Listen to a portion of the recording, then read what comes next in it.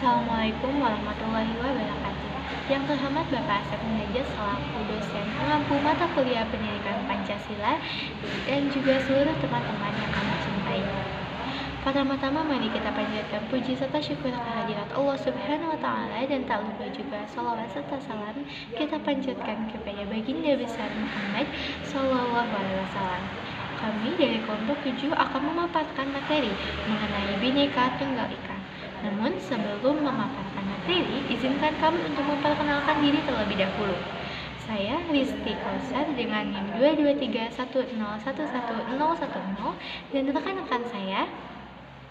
Assalamualaikum warahmatullahi wabarakatuh. Perkenalkan, nama saya Intan Dewi Yulianti dengan NIM 22310111004. Saya Indriani dengan NIM 22310111036. Pada presentasi kali ini kami akan menjelaskan 4 poin dalam Bhinneka Tunggal Ika.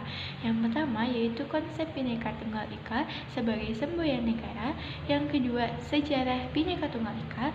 Yang ketiga, kaitan Bhinneka Tunggal Ika dalam masyarakat madani. Dan yang terakhir, adanya kaitan Bhinneka Tunggal Ika dengan agama. Baik, untuk mengefisienkan waktu, mari kita masuk pada penjelasan pertama, yaitu mengenai latar belakang Bhinneka Tunggal Ika yang akan disampaikan oleh rekan saya.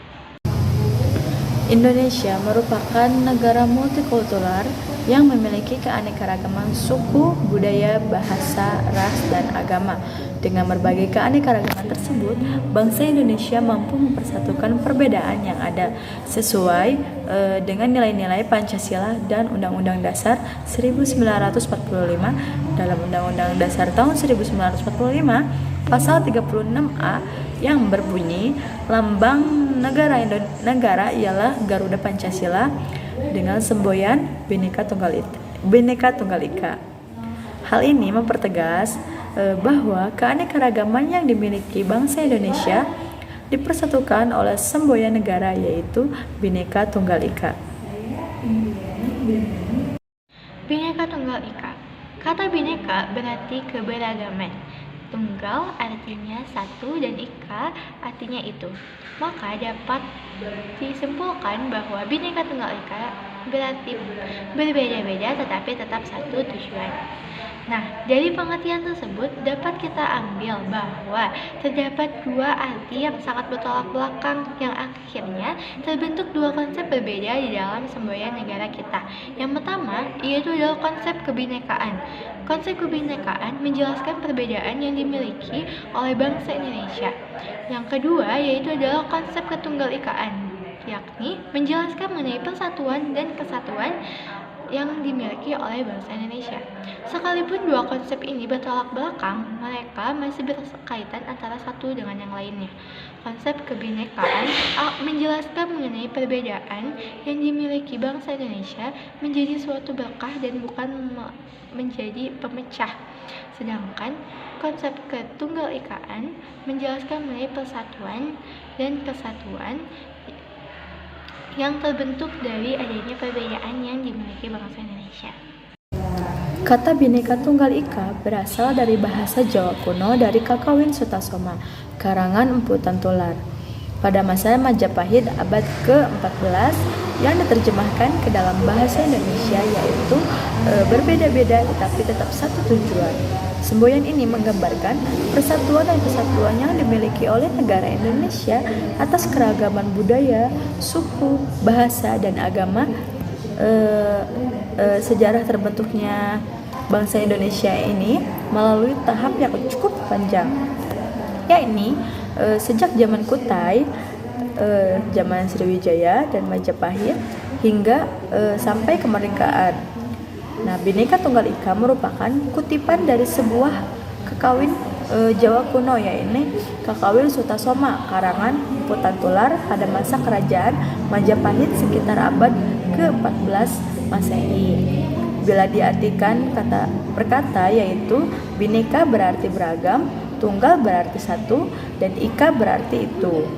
Dan dalam kitab Kakawin Bhinneka Tunggal Ika memiliki makna toleransi antara agama, terutama antara agama Hindu, Siwa, dan Buddha. Meskipun dengan segala perbedaan, namun tetap harus bersatu padu. Kutipan ini berasal dari Pupuh 139 bait kelima. Konon Buddha dan Siwa merupakan dua zat yang berbeda. Mereka memang berbeda, tetapi bagaimanakah bisa dikenali? Sebab kebenaran Jina atau Buddha dan Siwa adalah tunggal. Terpecah belahlah itu, tetapi satu jugalah itu. Tidak ada kerancuan dalam kebenaran. Terjemahan ini diterjemahkan oleh Dr. Suwito Santoso. Hal ini memberikan makna inspiratif bagi bangsa Indonesia, yaitu meskipun bangsa Indonesia memiliki keberagaman dari berbagai kebudayaan dan suku bangsa maupun kepercayaan, tetapi semuanya mengarah pada satu persatuan, yaitu Indonesia. Semangat persatuan inilah yang menjadi motivasi bagi masyarakat Indonesia untuk selalu bersikap toleransi dan menghargai setiap perbedaan. Semboyan Bhinneka Tunggal Ika pertama kali diteliti oleh Profesor Haji tahun 1888 dalam Perspade tahun 1916. Emputan Tular pada mahar karyanya yaitu Kakawin Sutasoma ditulis sekitar tahun 1380 abad 14. Dijumpai rangkaian 3 buah kata menjadi kata Bhinneka Tunggal Ika, berbeda itu satu. Bhinneka Tunggal Ika juga tertulis dalam pita putih dengan tinta berwarna hitam yang terletak pada bagian bawah lambang Pancasila yang digenggam oleh cakar burung Garuda. Sloka Bhinneka Tunggal Ika sebagai konsep lambang dituangkan pada transkrip Sultan Hamid II pada 15 April 1967 yang menjelaskan sloka Bhinneka Tunggal Ika pada pita yang dicengkram cakar elang Raja Wali Garuda Pancasila. Nah, lambang ini lalu didiskusikan dan dirancang oleh Panitia Lencana Negara yang terdiri dari Ki Hajar Dewantara, Muhammad Yamin, M.A. Pelapesi, Muhammad Natsir, dan R.M. Purbacaraka. Semboyan Bhinneka Tunggal Ika pertama kali diusulkan oleh Muhammad Yamin pada sidang BPUPKI pertama saat penetapan lambang negara. Kemudian disempurnakanlah oleh Presiden Soekarno sebagai semboyan negara. Nah, dalam buku yang berjudul Bung Hatta dijelaskan penetapan semboyan Bhinneka Tunggal Ika oleh Kabinet Republik Indonesia Serikat pada tanggal 11 Februari 1950 sebagai semboyan pada lambang negara. Nah, Bhinneka Tunggal Ika tercantum di dalam Peraturan Pemerintah Nomor 66 Tahun 1951 dan Undang-Undang RI Nomor 24 Tahun 2009 tentang bendera, bahasa, dan lambang negara serta lagu kebangsaan. Dalam semboyan negara kita ini terkandung banyak makna untuk mendorong semakin kokohnya persatuan Indonesia, mendukung timbulnya kesadaran akan pentingnya pergaulan demi terjalinnya persatuan dan kesatuan, tidak saling menghina, cemooh, atau saling menjelekan di antara sesama bangsa, saling mencintai dan saling menghormati antar sesama, meningkatkan identitas juga rasa bangga sebagai bagian dari bangsa Indonesia, dan juga menjaga serta meningkatkan nilai solidaritas dan gotong royong. Bhinneka Tunggal Ika pada masyarakat Madani. Sebelumnya kita harus mengerti apa sih masyarakat Madani sendiri. Masyarakat Madani atau yang biasa disebut dengan civil society merupakan masyarakat yang telah tersentuh oleh peradaban maju, sehingga dapat dibedakan masyarakat yang maju dengan masyarakat yang masih terbelakang karena belum tersentuh kemajuan peradaban. Nah, dalam membentuk Bhinneka Tunggal Ika perlu adanya pendekatan multikultural terhadap masyarakat Madani sehingga dapat terbentuk sikap saling menghargai dan menghormati di antara sesamanya dan dapat terbentuk persatuan serta kesatuan di dalam perbedaan yang ada di dalam masyarakat Madani. dalam membangun kesadaran kebinekaan tunggal ikaan terhadap dimensi-dimensi yang perlu dikembangkan. Yang pertama yaitu adalah dimensi integritas isi atau materi, yang kedua dimensi konstruksi pengetahuan, selanjutnya yaitu adalah dimensi pengulangan prasangka terhadap orang lain, yang keempat yaitu adalah dimensi adanya kesamaan hak dalam pendidikan atau dapat juga disebut dengan keadilan, dan yang terakhir yaitu adalah dimensi pemberdayaan budaya dan konstruksi sosial. Yaitu saya akan menjelaskan tentang konsep Bhinneka Tunggal Ika dalam pandangan agama. Di Indonesia ini memiliki banyak keberagaman agama seperti Islam, Kristen, Hindu, Buddha, Konghucu, dan masih banyak lagi yang membuat kita antar umat beragama harus saling menghormati dan menghargai antar penganut agama lainnya. Dengan menghargai perbedaan terhadap keyakinan orang bukan berarti kita membenarkan dan menyamakan agama selain agama kita. Agama yang benar hanya satu, yaitu agama Islam. Bagaimana sih kita menyikapi akan keberagaman agama ini? Yaitu dengan cara sikap toleransi. Sikap toleransi merupakan cara yang paling efektif untuk menciptakan kehidupan yang harmonis. Toleransi adalah kewajiban bagi seorang muslim untuk saling menghormati dan menghargai akan perbedaan, serta tidak menjadikannya sebagai penghalang untuk berbuat kebaikan dan berlaku adil kepada penganut agama lain. Kebinekaan dalam etnis telah disebutkan dalam Al-Quran bahwa Allah menciptakan manusia dengan berbangsa-bangsa dan bersuku-suku untuk saling mengenal.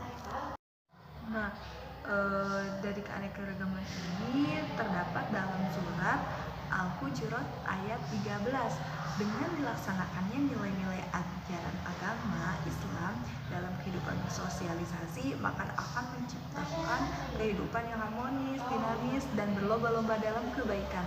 Kebinekaan ini tidak bisa dijadikan sebagai alasan dalam melakukan perbuatan semaunya dan berperilaku tercela. Justru hal ini seharusnya membuat kita saling bertoleransi, menjaga tata krama dimanapun dan kapanpun dengan tidak memandang perbedaan. Tadi saya sudah menjelaskan Bhinneka Tunggal Ika dalam pandangan agama Islam. Selanjutnya yaitu saya akan menjelaskan Bhinneka Tunggal Ika dalam pandangan agama lain. Yang pertama, dalam Kawin Sutasoma yang dikarang Putra Tular pada abad ke-14 tertulis Bhinneka Tunggal Ika Tanahana Dharma Mangrau. Artinya meski berbeda-beda tetapi tetap satu, tidak dharma yang mendua. Kawin Sutasoma ini sangat istimewa karena pada waktu itu mengajarkan toleransi antar umat Hindu Siwa dengan umat Buddha. Yang kedua yaitu ajaran Tang Tuan Asih. Artinya engkau adalah aku adalah engkau. Rumusan ini membimbing kita mengasihi orang lain sebagaimana kita menyayangi diri sendiri, rela berkorban tanpa pamrih. Oleh karena itu setiap individu hendaknya tidak menyakiti makhluk lain. Kitab Baghdad kita menyebutkan berkata-kata yang tidak menyebabkan perasaan orang lain terganggu, jujur, menyenangkan, dan mengandung kebaikan. Inilah jalan utama menuju masyarakat dengan kehidupan damai dan harmonis dalam kebinekaan. 3. Filosofi Wasdaiwa Kutabakam, artinya kita semua bersaudara. Dengan dasar inilah perbedaan agama dan budaya tidak membuat umat Hindu berkotak-kotak dan saling curiga. Dan yang keempat, Trihita Karana. Ini menjadi konsep yang sangat esensial mengenai bagaimana caranya hidup rukun dan harmonis dalam suasana kebinekaan multikultural di negara kita Indonesia tercinta. Trihita karena mempunyai pengertian 3 penyebab keharmonisan hubungan manusia dalam kehidupan bermasyarakat di dunia. 3 hubungan itu diantaranya yang ke-1 parahyangan adalah keharmonisan hubungan manusia dengan Tuhan. Manusia percaya bahwa dirinya diciptakan oleh Tuhan, maka manusia wajib berbakti dan selalu bersujud kepada Tuhan yang Maha Esa. Rasa terima kasih dan sujud bakti itu dapat dinyatakan melalui memuja dan mengadakan hubungan dengan Tuhan melalui beberapa cara, misalnya beribadah dan melaksanakan perintahnya, menghindari perbuatan buruk dan selalu mengutamakan berbuat kebaikan. Nah, yang selanjutnya yaitu lowongan adalah keharmonisan hubungan manusia dengan sesamanya. Sebagai makhluk sosial, manusia tidak dapat hidup menyendiri. Manusia memerlukan bantuan dan kerjasama dengan yang lainnya. Dan yang ketiga atau yang terakhir yaitu falemahan adalah keharmonisan hubungan antara manusia dengan alam sekitarnya yang juga mencakup tumbuhan dan binatang. Mungkin itu seputar kebinekaan dalam pandangan agama Islam atau agama Hindu. Nah, selanjutnya yaitu keagamaan. Dalam keagamaan juga tertuang dalam undang-undang pada pasal 29 yang mempunyai 2 ayat. Pada ayat pertama yaitu negara berdasarkan Tuhan Yang Maha Esa. Jadi setiap individu itu harus memiliki agama. Dan yang kedua yaitu negara menjamin kemerdekaan tiap-tiap penduduk untuk memeluk agamanya masing-masing dan untuk beribadah menurut agamanya dan kepercayaan itu. Jadi seperti yang sudah dijelaskan pada ayat 1, ayat 2 ini menjelaskan tentang bahwa setiap negara menjamin atau agama yang dipeluk oleh orang-orang sehingga mereka harus beribadah atau melaksanakan ibadahnya menurut agama dan kepercayaan itu. Mungkin sekian dari saya, kurang lebihnya mohon maaf. Assalamualaikum warahmatullahi wabarakatuh. Sekian materi mengenai Bhinneka Tunggal Ika yang dapat kelompok kami paparkan. Apabila terdapat pertanyaan atau ingin mengajukan pendapat, silahkan tuliskan di kolom tanggapan. Terima kasih atas perhatiannya. Mohon maaf apabila ada kesalahan dalam penyampaian materi. Wabillahi taufiq wal hidayah. Wassalamualaikum warahmatullahi wabarakatuh.